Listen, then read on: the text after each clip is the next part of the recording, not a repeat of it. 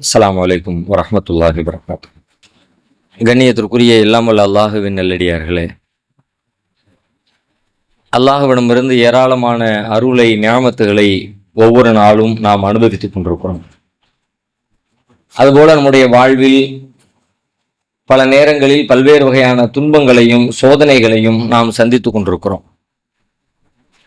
நாம் அனுபவிக்கிற அருள் கிருபைகள் என்ன என்று நாம் நம்மிடத்திலே ஒரு கேள்வி கேட்டால், அல்லது நம்மிடத்திலே நமக்கு வழங்கப்படுகிற துன்பங்கள் சோதனைகள் தண்டனைகள் என்ன என்று ஒரு கேள்வி கேட்கப்பட்டால், நம்ம எல்லாரிடமுமே அதற்கு ஒரு திட்டவட்டமான பதில் இருக்கிறது.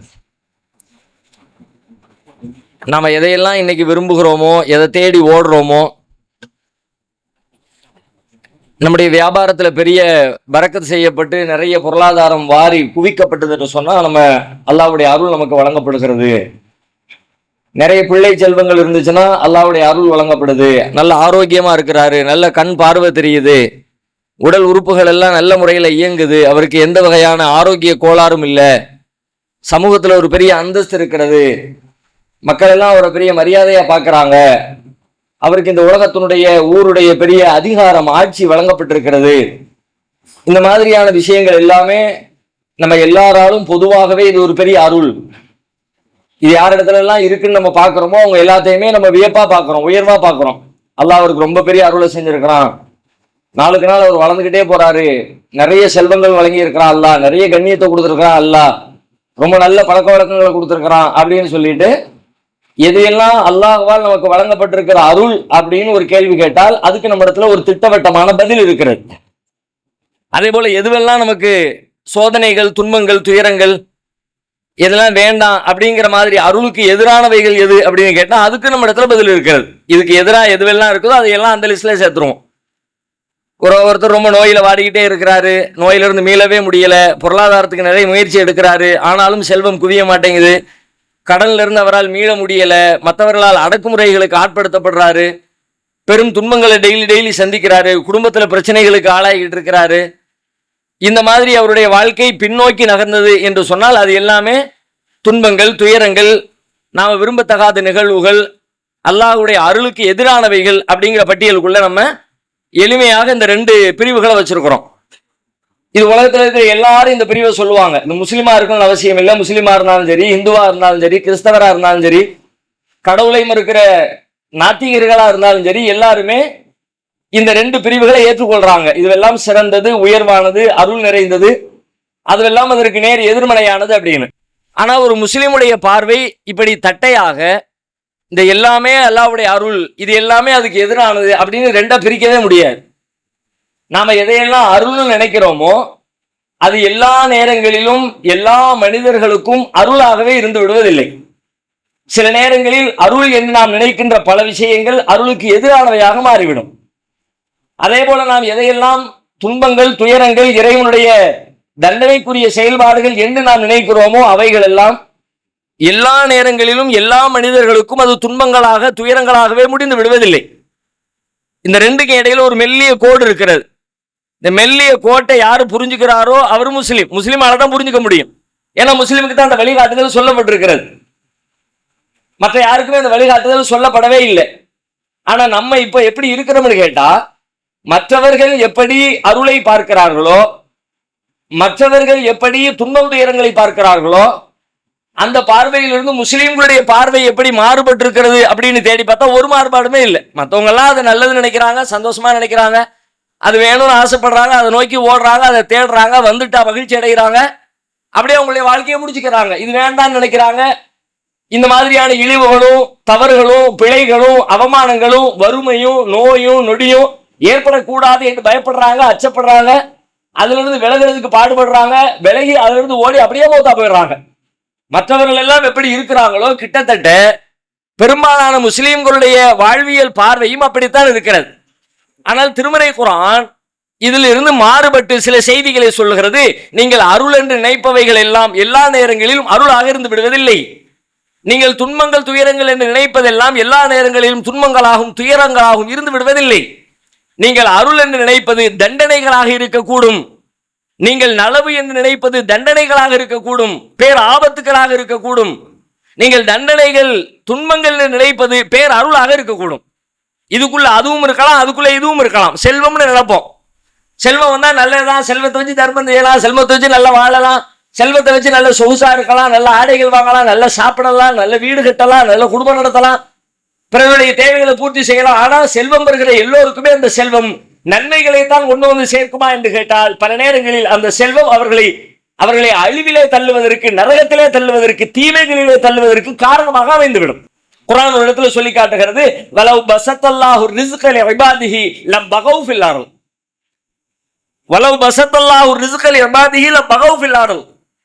பூமியில அல்லாஹ் தன்னுடைய அடியார்களுக்கு செல்வத்தை விசாலமாக வழங்கினால் லபகவ் ஃபில் அர்த், அவர்கள் பூமியிலே அழிச்சாட்டையும் செய்ய துவங்கி விடுவார்கள். வலாக்கின் யுனஸிலு பிகதரி மா யஷா. எனவேதான் அல்லாஹ் சிலருக்கு செல்வத்தை சுருக்கி கொடுக்கிறான். செல்வம் இல்லாமல் இருப்பது, செல்வத்திலே வறுமையில் வாடுவது, கடன்பட்ட நிலையிலேயே நீடிப்பது, அதிலிருந்து மீள முடியாமல் துன்பப்படுவது, மேலோட்டமா பார்த்தா எல்லாருமே என்னப்பா வாழ்க்கை அப்படின்னு புலம்புவோம். ஆனா அல்லாஹ் சொல்றான், அந்த மாதிரி சில பேர் நான் வச்சிருக்கிறேன். ஏன் வச்சிருக்கேன் தெரியுமா? அவன் அழிச்சாட்டியம் பண்ணி அழிஞ்சு போயிடக்கூடாதுன்றதுக்காக. இந்த பக்கம் பாக்குறமா இல்லையா? செல்வம் கொடுக்கப்பட்டு பெருமையில, ஆணவத்துல, அழிச்சாட்டியத்துல அந்த காசு பணத்தை வச்சு அநியாயம் அக்கிரமம் செஞ்சு அழிஞ்சு போகிற மனிதர்களை கண்ணுக்கு முன்னாடி பாக்குறோம்ல. அப்ப ஏழ்மை என்பது சில நேரங்களில் உங்களுக்கு என்னவாக இருக்கும்னு கேட்டா அல்லாஹ்வுடைய அருளாக இருக்கும் என்று குர்ஆன் சொல்லுகிறது. குர்ஆன் ஒரு வசனத்தில் அல்லாஹ் பேசுறான், வலகத் அர்சல்னா இலா உமமின் மின் கப்லிக. உங்களுக்கு முன்னாடி உள்ள சமுதாயங்களுக்கு நாம நம்முடைய தூதர்களை அனுப்பி இருக்கிறோம். ஃபஅഖதுனாஹும் பில் பஸாயி வல் லர்ராயி லஅல்லஹும் யதலர்ரூன். அவர்களை நாம் வறுமையை கொண்டும் நோயை கொண்டும் சோதித்தோம். லஅல்லஹும் யதலர்ரூன். ஏன் இந்த சோதனையை கொடுத்தோம் தெரியுமா? இந்த நோயும் வறுமையும் ஏன் கொடுத்தோம் தெரியுமா? அவர்கள் நம்மிடத்திலே பணிந்து திரும்ப வேண்டும் என்பதற்காக. அவன் ஒரு வாழ்க்கை வாழ்ந்துகிட்டு இருக்கிறான், அதுல சில பிழைகள் செய்யறான், சில தவறுகள் செய்யறான். அந்த தவறுகள் அவன் சிந்திச்சு பார்த்து அதுல இருந்து மீண்டு விலகி வரணும்ன்ற எதுக்கு நமக்கு இந்த அடி? நமக்கே இப்படி நோயிலே கிடக்கிறோம், நம்ம ஏன் இப்படி வறுமையிலே இருக்கிறோம், நம்ம ஏன் தொடர்ந்து துன்பத்திலே இருக்கிறோம், மேலும் மேலும் நமக்கு புதுசு புதுசா துன்பங்கள் வந்துகிட்டே இருக்குது, என்ன காரணம் அப்படின்னு அவன் அதை நினைச்சு இந்த துன்பத்தையும் துயரத்தையும் கொடுத்து அல்லாஹ்வின் பக்கம் நம்ம திரும்பிடுவோம். அல்லாஹ்விடத்துல மன்னிப்பு கேட்போம், அல்லாஹ்விடத்துல பாதுகாப்பு கேட்போம், அல்லாஹ்விடத்துல உதவி கேட்போம். அந்த ரப்பு நமக்கு உதவி செய்வான்னு சொல்லி நம்ம பக்கம் உதவி கேட்கிறவனா அவன் பணிஞ்சு வந்துடணும். அதுக்கு தான் இந்த துன்பத்தை கொடுத்தேன். அவன் துன்பம் என்பது எப்படிப்பட்ட நிலையை ஏற்படுத்துகிறது? துன்பம் என்பது இறைவனிடத்தில் நெருக்கி வைக்கிறது. அவன் துன்பத்தை எல்லாம் நம்ம வருத்தம்னா பல நேரங்கள்ல நாம இறைவனிடத்தில் நெருங்குகிற வாய்ப்பை இழந்துருவோம். துன்பங்கள் எல்லாமே வெறுப்பிற்குரியவை அல்ல. அந்த துன்பத்தின் வழியாக அல்லாஹ்வுடைய நெருக்கம் கிடைச்சதுனா அல்லாஹ் அதான் காரணம் சொல்றாங்க. அல்லாஹும் யதலர்ரூன். அவர்கள் பணிந்து திருந்துவதற்காகத்தான் இந்த துன்பத்தை கொடுத்தோம், நோயை கொடுத்தோம், வறுமையை கொடுத்தோம், முன்னர் வாழ்ந்த சமுதாயத்துக்கு இந்த மாதிரியான தீங்குகளை கொடுத்தோம். ஏன் அந்த தீங்கு தெரியுமா? அல்லாஹும் யதலர்ரூன். அவர்கள் பணிந்து திருந்துவதற்காக. ஃபலவுலா யுஜாஹும் பஸ்ஸுனா தலர்ரூன். தொடர்ந்து பேசலாம். நம்முடைய அந்த வேதனை அவர்களுக்கு வந்த பொழுது அவர்கள் பணிந்திருக்க கூடாதா, திருந்தி இருக்க கூடாதா? வலாக்கின் கசத்து குலூபுஹும். ஆனா திருந்தல, அவங்களுடைய உள்ள இறுகி போச்சு. ஒரு தண்டனையோ சோதனையோ வந்த உடனே அதை எடுத்து மீள்றது எப்படின்னு, இன்னும் பொருளாதாரத்துல நஷ்டமா, சம்பாதிக்கிறது எப்படியாவது சம்பாதிக்கணும், வட்டி வாங்கி சம்பாதிப்போம், ஏமாத்தி சம்பாதிப்போம், ஃப்ராட் பண்ணி சம்பாதிப்போம், பொய் பேசி சம்பாதிப்போம். சம்பாத்தியத்துல நமக்கு குறைவு இருக்கிறதுனால தான் பொருளாதாரத்துல வறுமை வந்திருக்குன்னு சொல்லிவிட்டு அவன் ரூட்டை தப்பா ராங் ரூட் எடுக்கிறான். வலாக்கின் கசத்து குலூபுஹும். ஏன்னு கேட்டா உள்ள இறுகி போச்சு. அவன் செய்து கொண்டிருக்கிறதா சரினே ஷைத்தான் அதை அழகாக்கி காட்டுறான். ஓடுப்பா, இன்னும் ஓடு, உலகத்துல இன்னும் மூழ்கிட்டே போ, இப்பதான் நீ ஜெயிக்க முடியும், இப்பதான் வாழ்க்கையில முன்னேற முடியும்னு அவன் செய்யற வேலையை ஷைத்தான் அவனுக்கு அழகாக காட்டுறான். சொல்லிட்டு அடுத்து சொல்றான், ஃபலம்மா நசூமா ذுக்கிரு பிஹி.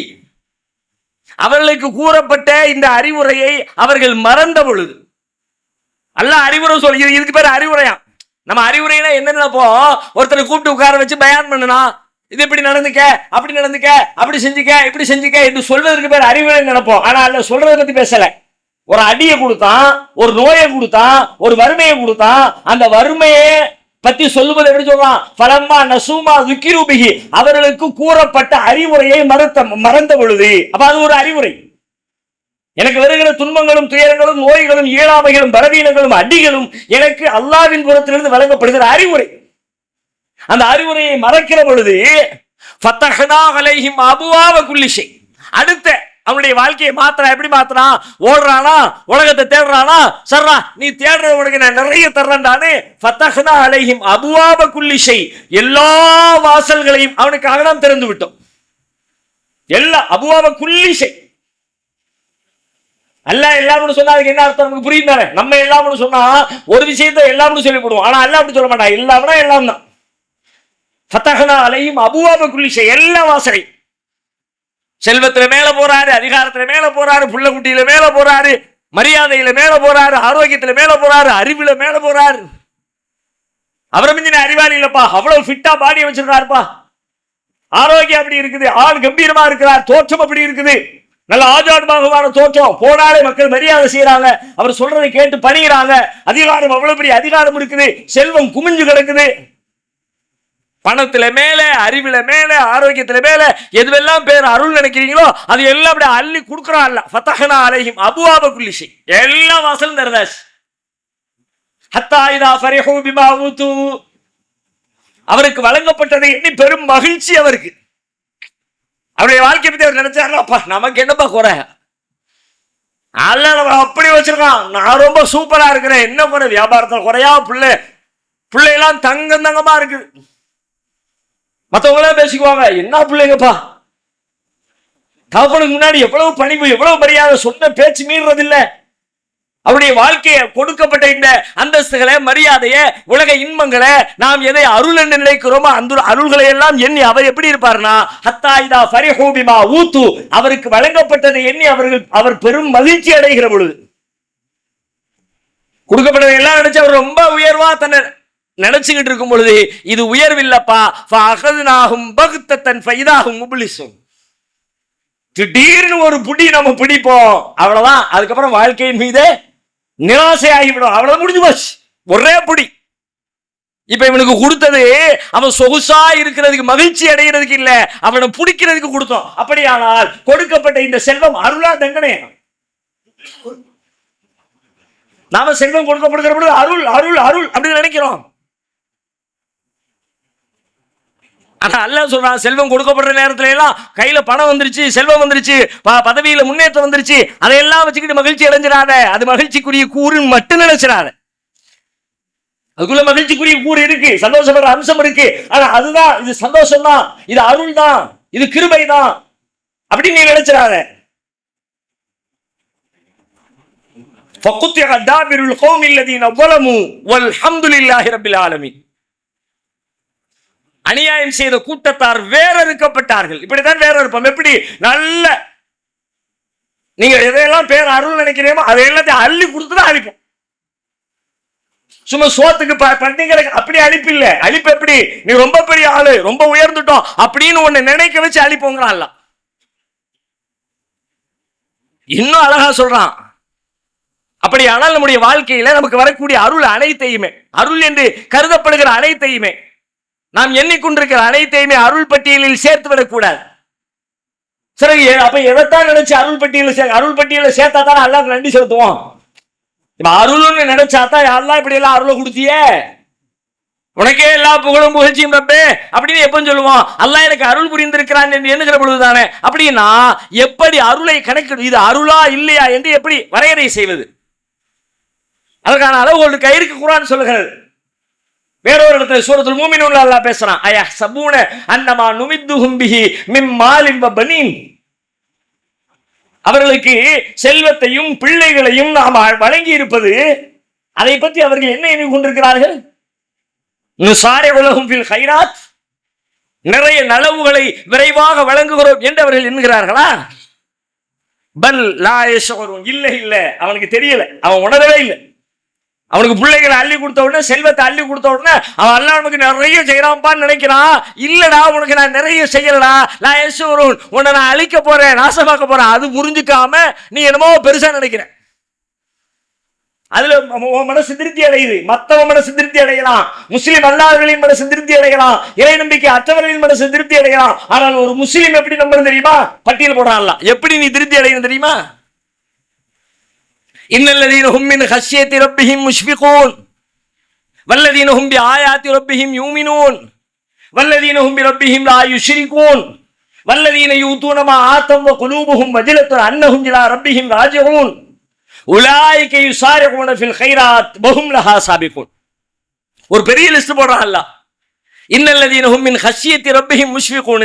அப்படியே மேலே ஏற ஏற யார் தம் இறைவனை குறித்த அச்சத்தை உள்ளத்திலே பலப்படுத்திக் கொள்கிறார்களோ, இந்த வளம், இந்த செல்வம், இந்த பொருளாதாரம், இந்த நியமத்து அல்லாஹ்வுடைய அச்சத்தை உனக்கு அதிகப்படுத்திச்சுன்னா ஓகே, நீ கரெக்டான, உனக்கு அருளாக வருகிறது.